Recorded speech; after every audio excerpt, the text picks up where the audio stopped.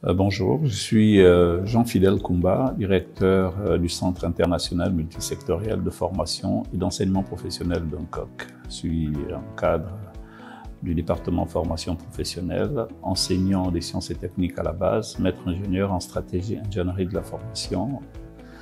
Donc, une formation diversifiée avec des compétences dans le domaine de la formation professionnelle.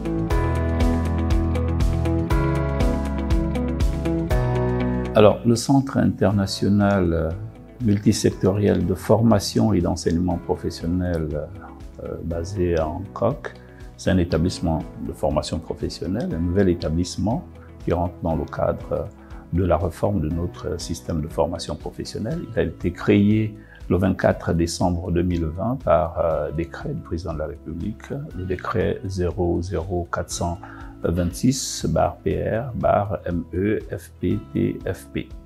Voilà, c'est un établissement qui a démarré à l'issue de son inauguration par le chef de l'État, son Excellence Ali Bongo Ondimba, le 9 avril 2021. On a démarré les activités pédagogiques juste après, autour du 20 avril.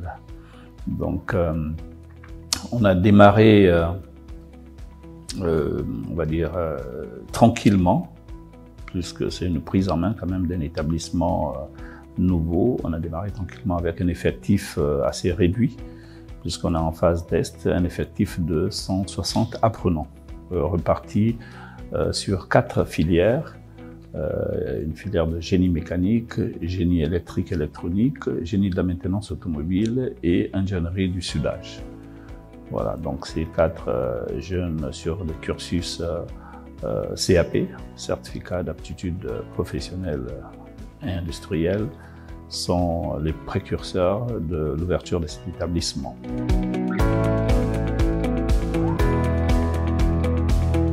Alors, comme tous les établissements de formation professionnelle dans l'ensemble du pays, l'accès au centre de formation se fait par voie de concours.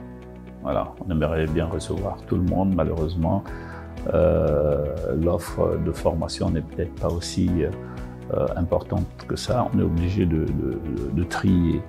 Et donc pour le CIMFEP, c'est le concours comme les autres établissements, un concours qui est organisé dans l'ensemble du pays par la direction générale de l'Agence nationale de la formation professionnelle.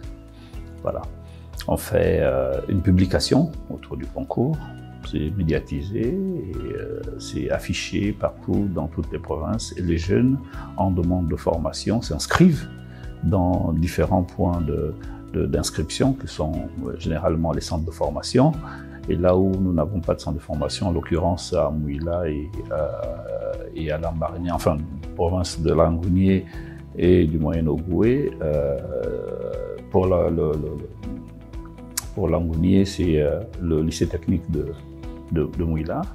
Et pour le Moyen-Ogoué, c'est un établissement technique privé de Lambaréné qui est le lieu d'inscription. Donc les jeunes s'inscrivent.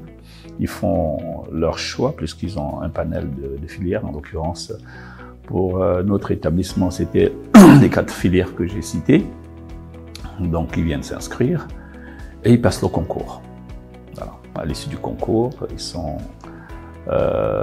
admis et on les reçoit ici.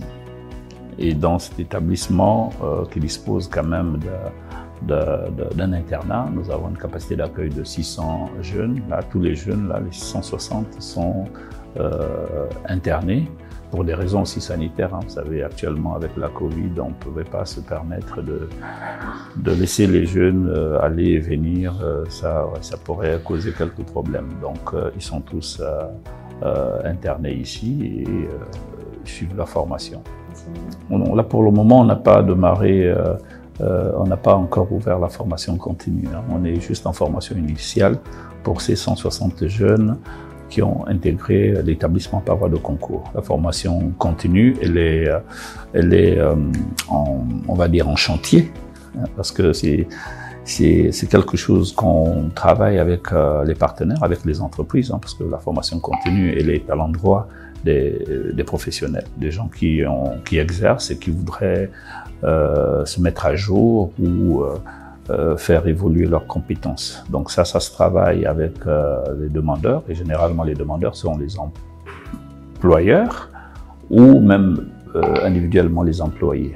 Donc on est dessus, on a quelques demandes qui sont déjà là, mais nous souhaitons quand même, plus que je vous disais, nous sommes sur la prise en main d'un établissement, nouvel établissement, il faut tester un certain nombre de choses.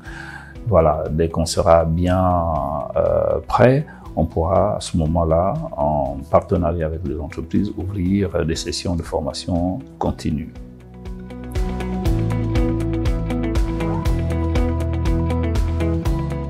Alors, on a plusieurs spécialités, on a plusieurs métiers qui sont repartis pour le moment, dans le démarrage, là, sur 4 filières. Donc on a le génie électrique, et vous savez très bien que dans le génie électrique, il y a plusieurs métiers. Là, on fait un peu du génie électrique, puisqu'on est sur un niveau CAP, on fait un peu du génie électrique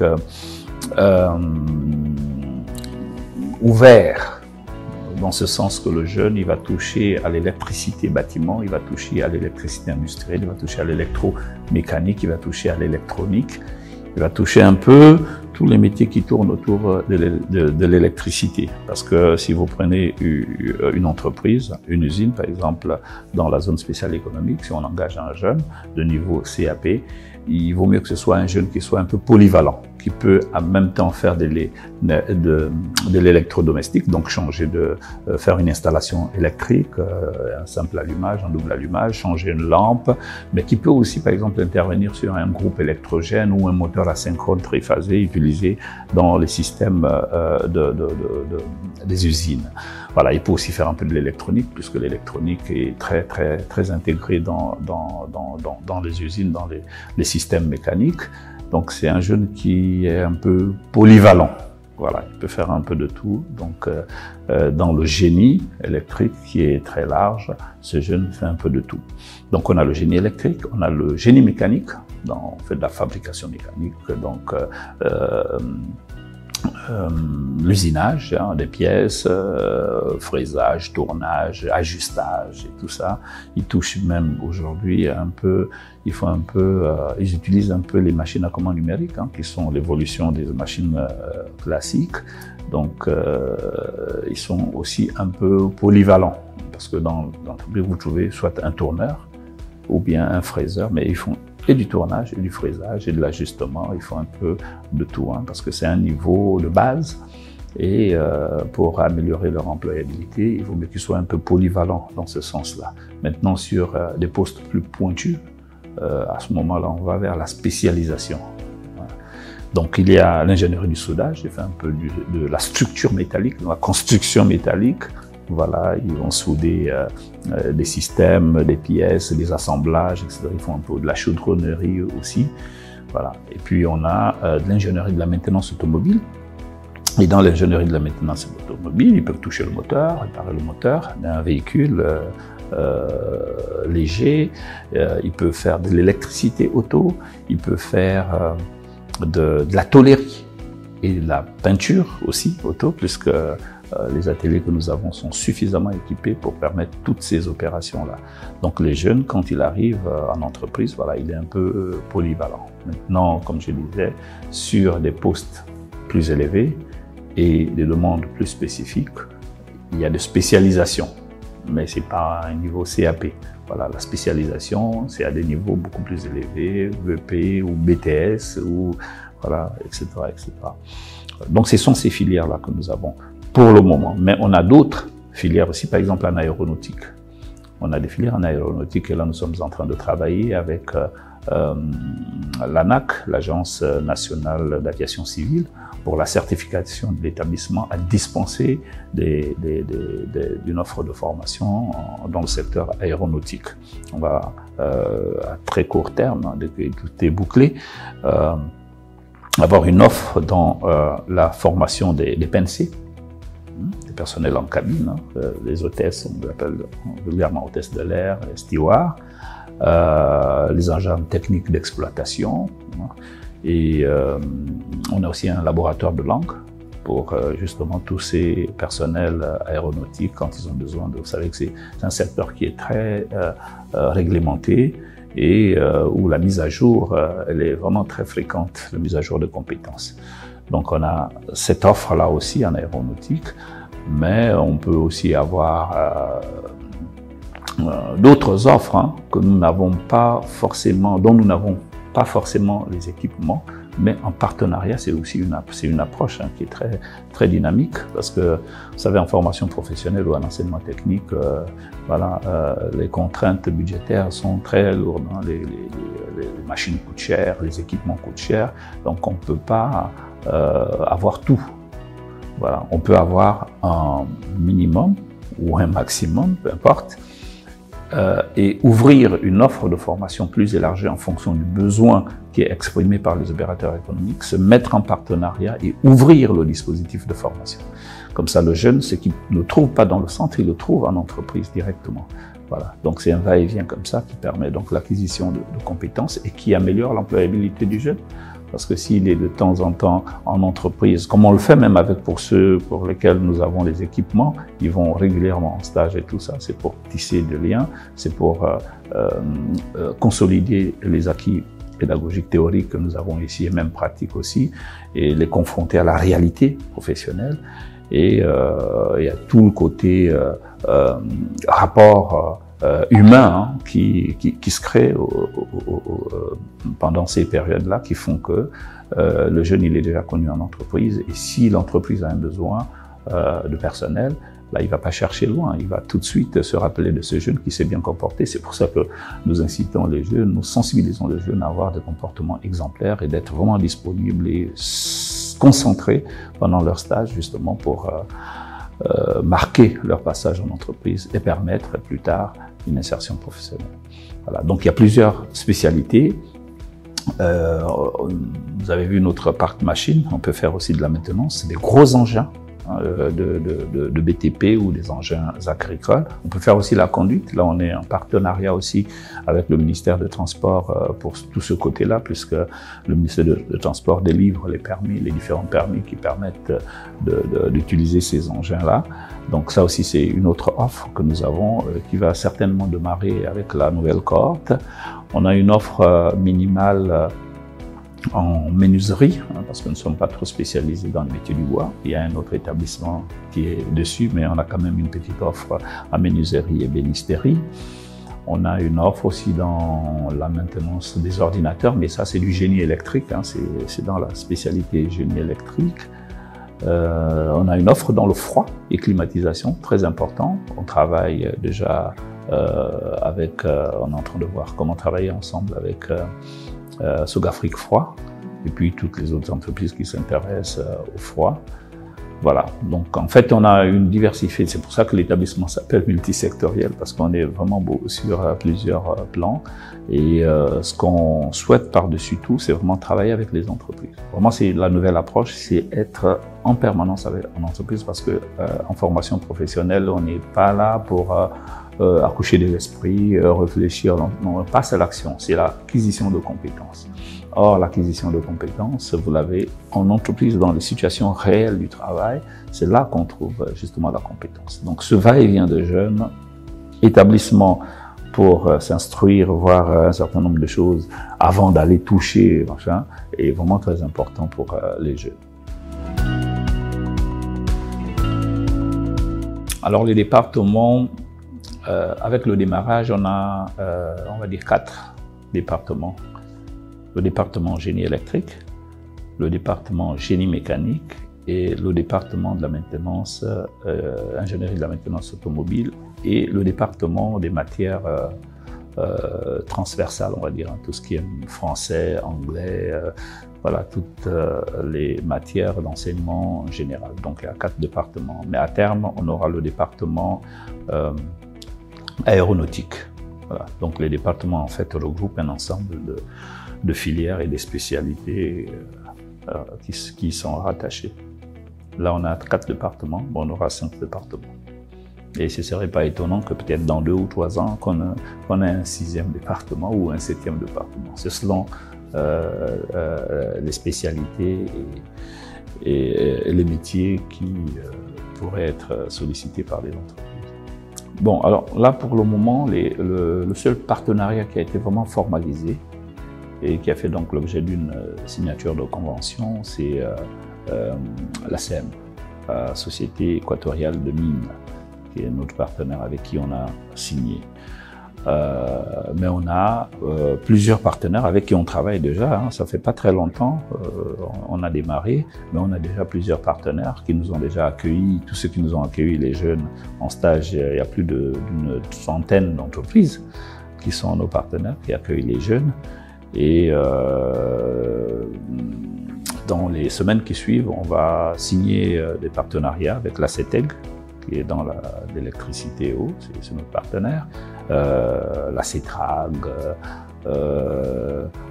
il y a plusieurs entreprises en tout cas, hein. Il y en a aussi dans la zone spéciale économique qui ont manifesté leur intérêt à travailler avec nous.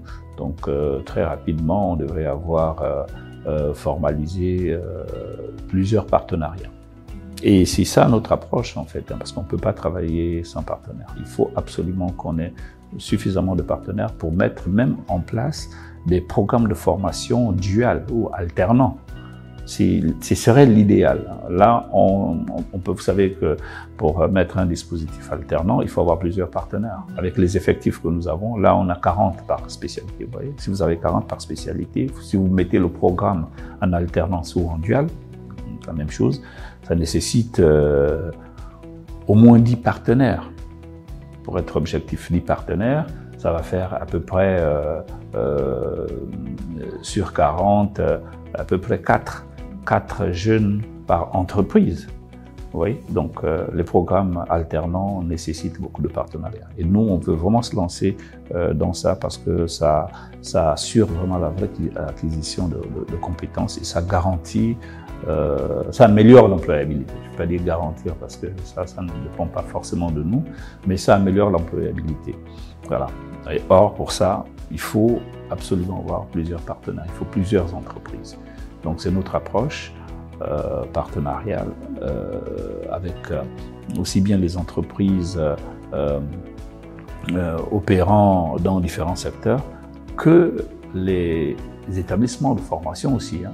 On peut se mettre en partenariat avec les établissements de formation voilà, pour développer les échanges dans les pratiques pédagogiques ou andragogiques pour ce qui est de la formation continue, mais également pour le renforcement de capacité de nos personnels. Hein. Les formateurs ont besoin de mise à jour, ils ont besoin d'échanger avec d'autres enseignants, d'autres établissements pour toujours améliorer leur performance.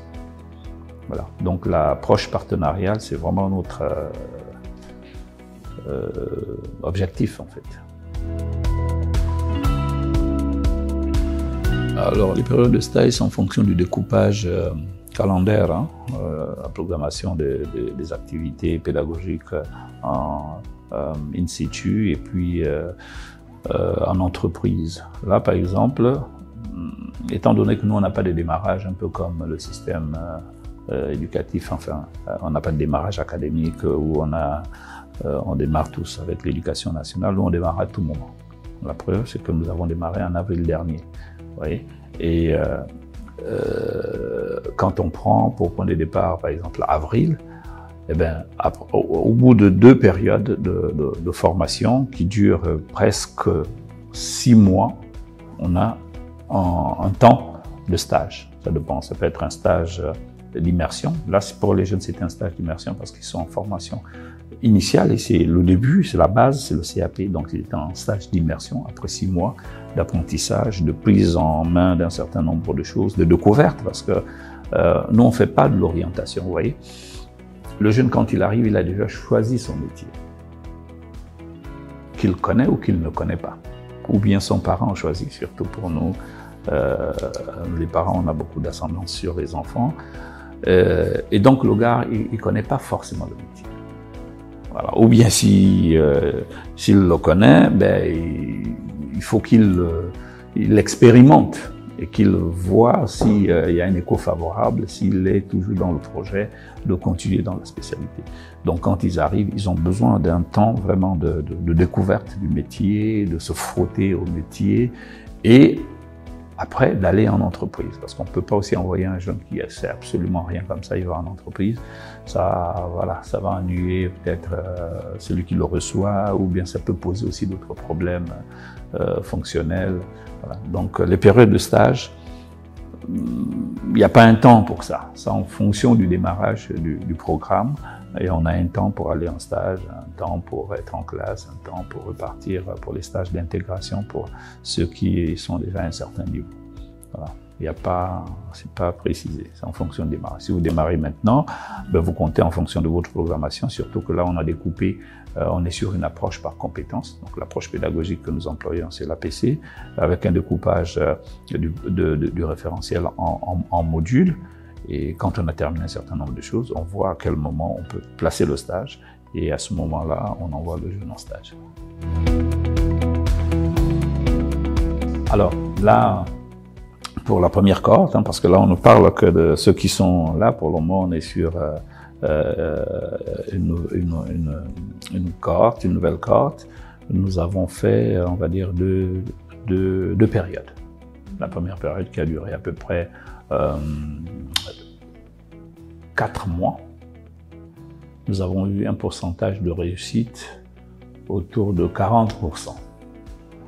C'était très faible, mais ça se comprend. Parce que les jeunes qui arrivent, comme je vous disais, pour certains de fois ont laissé le système éducatif depuis longtemps. Il y en a qui ont aussi beaucoup de difficultés parce qu'ils sont des fois responsables de famille. Il y a d'autres qui reviennent de l'intérieur du pays. C'est la première fois qu'ils arrivent même à Libreville. Donc des petits problèmes, je vais dire, qui ne sont pas directement liés à leur capacité intellectuelle, hein, mais des problèmes existentiels qui peuvent... parce que nous, on a eu des jeunes ici, mais il veut repartir, quoi, parce qu'il n'est pas habitué à rester loin des parents. Donc il y a beaucoup de choses qui ont fait que, bon, les résultats, et puis entre ceux qui ont réellement le niveau, parce que pour accéder au niveau CAP, il faut avoir un minimum de classe de 4e, entre ceux qui ont réellement le niveau, et ceux qui n'en ont pas aussi, parce que, voilà, il faut le dire. Voilà, il y a un temps. Et ça s'est bien justifié pour la seconde période, puisqu'on a bien vu que nous sommes montés à plus de 70-80% de réussite. Et nous avons été même félicités par les entreprises. Lorsque les jeunes sont allés en stage, ils étaient bien étonnés de voir que nos jeunes s'en sortaient sérieusement, alors qu'ils n'étaient qu'à quelques mois de formation dans un métier qu'ils découvraient à peine. Donc, c'est vous dire que le taux de réussite dépend, c'est vrai, des jeunes, de leur capacité, ça dépend aussi de l'environnement dans lequel on est et de l'encadrement qui est apporté par tout le staff, que ce soit les formateurs jusqu'au plus haut niveau. Mais ce qui est intéressant dans tout ça, c'est vraiment, et c'est ce qu'on a de cesse de le dire aux jeunes, c'est l'engagement des jeunes. Parce que normalement, quand on va en formation professionnelle, on devrait réussir. Il n'y a pas de raison qu'on ne réussisse pas. Il n'y a vraiment pas de raison, sauf si vous ne voulez pas. Il n'y a vraiment pas de raison, puisqu'on est opérationnel en fait. Si vous aimez quelque chose, vous mettez. On vous montre de A à Z comment ça se passe. Vous regardez nos équipements. Mais il n'y a pas de secret. Tout est là. C'est-à-dire, on vous ouvre un véhicule, on vous le montre dans le détail. Vous le comprenez. Rien qu'à regarder le véhicule dépouillé. Quand vous voyez un véhicule, il est tout monté là, vous ne pouvez pas savoir tout ce qui se passe en termes d'échange d'énergie. Vous comprenez rien. Mais si on vous le dépouille complètement, on vous montre tout l'intérieur, vous comprenez tout le système. Après, c'est la volonté qu'a chaque apprenant à se mettre au boulot, à s'engager complètement, parce que les formateurs, ils sont là, disponibles, les équipements sont là, ils sont quand même dans un bon cadre, ils sont à l'internat sur place, donc ils ne sont pas dispersés et autres. Je ne vois pas pourquoi on ne va pas réussir, quoi. Voilà. Donc les taux de réussite, je pense que vont en s'améliorant. Au début, c'était un peu faible, compte tenu de ce que je vous ai dit, mais au fur et à mesure, les jeunes se disciplinent, ils se rendent compte qu'ils ont un projet professionnels, ils ont un projet personnel, de fois un double projet avec les parents. Donc, ils essayent de se contenir et puis, voilà, ça va. Bon, alors, on a passé le concours récemment. On va ouvrir cette année le cycle BEP. dont l'accès à une exigence de la classe de seconde. Nous aurons un peu plus de 200 apprenants qui vont arriver cette fois-ci dans les filières du froid et climatisation, de la menuiserie et bénisterie, de la maintenance des ordinateurs et de la conduite des engins. Voilà, donc ils sont à peu près 200 par là, qui vont s'ajouter cette fois-ci sur le cycle BEP. Voilà. Et l'année prochaine, on verra comment implémenter une nouvelle offre post-baccalauréat, donc les BTS, dans différentes filières. Mais tout ça c'est la résultante en fait des échanges que nous avons commencé avec les opérateurs économiques pour bien cibler l'offre de formation, pour que cette offre soit vraiment en adéquation avec les besoins du secteur privé, du secteur productif. Voilà, donc on ne va pas ouvrir simplement parce que bon il faut ouvrir, non, il faut ouvrir parce que au bout on voudrait quand même garantir un taux d'insertion, je veux dire intéressant, sachant que notre offre de formation aussi, que ce soit en niveau CAP ou en niveau post-baccalauréat, nous avons intégré le module entrepreneuriat. Parce que le jeune, au sortir de notre établissement, au sortir de son cursus de formation, il peut se lancer sur un emploi salarié, comme il peut se mettre à son propre compte et voilà, être rentré dans la vie active. Donc il y a vraiment ces deux options. Le tout, c'est l'engagement du jeune. Il faut qu'il soit engagé. Après, bien sûr, il y a des mesures d'accompagnement pour faire en sorte que voilà, il reste dans le projet. Mais il y a d'abord un engagement personnel du jeune qui est décidé d'aller jusqu'au bout.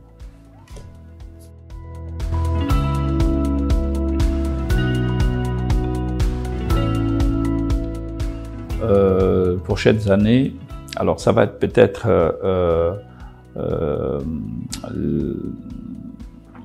les filières au niveau de l'aéronautique, parce que ça va pas être pour cette année, on est en train d'y travailler. Donc, d'ici 2022 ou même 2023 ou même fin 2022, hein, on peut avoir déjà une offre continue puisque les opérateurs aéronautiques sont demandeurs. Ils ont besoin de, comme je vous disais, de mettre à jour leurs compétences régulièrement. C'est très réglementé là-bas.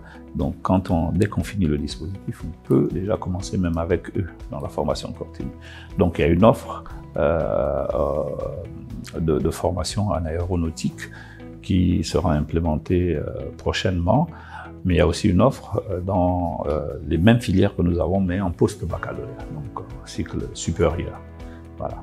Mais tout ça, ça reste dépendant des échanges que nous aurons avec le secteur productif pour qu'il y ait cette adéquation formation qui soit garantie. Deux fois, on se mélange un peu les pinceaux, les gens ils pensent que l'enseignement technique c'est la formation professionnelle. Non, l'enseignement technique, c'est vrai qu'on apprend un métier aussi, on se spécialise plus ou moins, moi-même je suis passé par l'enseignement technique, mais on a une ouverture, c'est vrai, on a une partie ouverte vers l'emploi par le CAP ou par le BEP, c'est des enseignements professionnels, voilà, mais on a surtout une ouverture vers la poursuite des études. C'est-à-dire que vous allez en seconde SP, STI, STT, je ne sais pas, vous faites la première, vous faites la terminale, vous avez le baccalauréat, vous avez la possibilité de continuer jusqu'au BTS. En formation professionnelle, c'est pas tout à fait ça, c'est pas ça. Quand vous arrivez en formation professionnelle, vous choisissez un métier, si c'est aussi que le CAP, on vous forme en CAP, vous sortez, vous allez sur le monde du travail directement. Il n'y a pas une ouverture, c'est-à-dire qu'il n'y a pas de progression voilà, directement. Si vous voulez candidater sur un BEP, ben vous vous présentez au concours, ou je ne sais pas trop si vous l'avez, vous faites votre BEP. Mais ce n'est pas que dès que vous avez le CAP, vous passez en BEP. Non, il n'y a pas de passage de classe supérieure, machin, pour aller jusqu'au bout. Normalement, quand vous sortez avec un diplôme professionnel, l'orientation, c'est l'emploi. Vous travaillez pendant un temps. Après, si vous voulez évoluer dans l'entreprise, etc., changer de machin, vous revenez en formation professionnelle pendant la période qui est requise au diplôme que vous envisagez et vous repartez au fur et à mesure.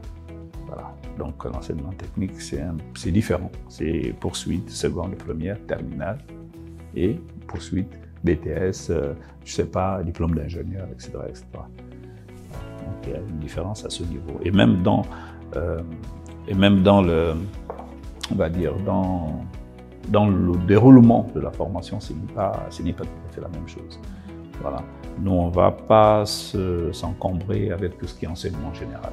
Quand on vient en formation professionnelle, on n'a plus envie de se retrouver au banc, en train d'apprendre, quoi. Je veux dire, prendre le maître qui est là, le prof qui est là, vous faites des cours, de longs cours théoriques et autres, même si après vous allez... Non, non, non. Les gens, ils viennent, ils veulent être opérationnels.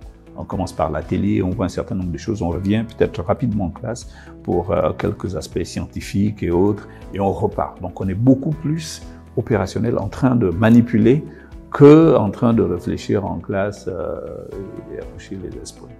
Voilà. Et depuis que vous êtes dans la zone, quel avantage en fait vous avez tiré de la zone? C'est vraiment un très gros avantage. Parce que, comme je vous disais, nous, notre approche, elle est partenariale. On veut travailler avec les opérateurs économiques. Et je pense que c'est la raison pour laquelle les plus hautes autorités de la République ont fait en sorte qu'il y ait un établissement dans la zone spéciale économique. C'est pour la proximité, d'accord, avec les entreprises, étant donné que nous, on est très pratico-pratique, et pas que sur nos équipements, mais il faut sur la réalité professionnelle. Donc il y a une vraie proximité. D'ailleurs, je vous dis quelques chiffres. Les 70% de nos jeunes qu'on a mis en stage, on les a mis à la zone spéciale économique. Si on n'était pas à proximité de la zone spéciale économique, ça allait être un peu difficile pour nous parce que aller très loin et tout ça pour les jeunes, même le suivi avec les enseignants, c'est compliqué. Or, si on est juste à côté d'une zone d'activité économique, c'est plus facile pour nous d'asseoir tous les enseignements que nous faisons ici, de renfermer vraiment les compétences des jeunes. Donc c'est vraiment un atout d'être dans la zone économique par rapport aux autres établissements qui sont à l'extérieur. Remercier d'abord votre équipe de cette interview qui va donner à voir pour notre établissement. Remercier les plus hautes autorités pour la confiance, pour l'action, cette grosse action de réforme de la formation professionnelle qui fait en sorte que les jeunes Gabonais, plutôt que de glander ici et là, plutôt que de se lancer dans des longues études qui ne garantissent pas au bout la compétence, un savoir-faire pratique, remercier aussi, attirer plutôt, solliciter les jeunes pour que de plus en plus ils se concentrent un peu dans les études et qu'ils aient plus envie de venir apprendre un métier et de s'exprimer dans la vie sociale. Donc c'est un appel vraiment des jeunes, il faut qu'ils viennent au centre international, pas seulement au centre international multisectoriel, il y a plein de centres de formation qui sont en réhabilitation, plein d'établissements de formation, pour que vraiment ils soient formés, bien formés, qu'ils aient un métier, qu'ils aient donc la possibilité de travailler. Parce qu'on entend tout le temps les jeunes, on veut travailler, mais tu travailles, tu sais faire quoi? C'est ça la question. Avant de travailler, il faut avoir un profil, il faut savoir faire quelque chose. Si tu sais faire quelque chose, nous on est un petit pays en voie de développement, en construction. Tout est à construire ici chez nous. Donc forcément, tu peux pas traîner. Tu peux pas traîner. Même si tu trouves pas un emploi salarié, je parlerai un peu peut-être de mon expérience quand j'étais au lycée technique en cycle CAP, mais au quartier, j'étais l'électricien du quartier. Ça veut dire que mes petits problèmes de fourniture, mes petits problèmes de vêtements ou de machin, j'avais les solutions parce que j'étais un peu le gars des brouillards et qui avait quand même un revenu. Mais ça, c'est parce que je savais faire quelque chose, parce que je l'ai appris quelque part. Aujourd'hui, il y a beaucoup d'établissements de formation professionnelle, d'enseignement technique. Il faut que de plus en plus, on oriente les jeunes vers ces établissements-là pour qu'ils acquièrent des compétences, qu'ils acquièrent un métier et qu'au bout, qu'ils aient un emploi. L'emploi, voilà, c'est pas tout de vouloir travailler. Sinon, vous allez être manutentionnaire, machin, mais c'est pas mauvais. Mais après, c'est quoi l'objectif? C'est quoi le projet? Il faut vraiment s'affirmer. Pour s'affirmer dans la société, il faut savoir faire quelque chose, apprendre des métiers. Et il n'y a pas un meilleur endroit que en formation professionnelle ou en enseignement technique.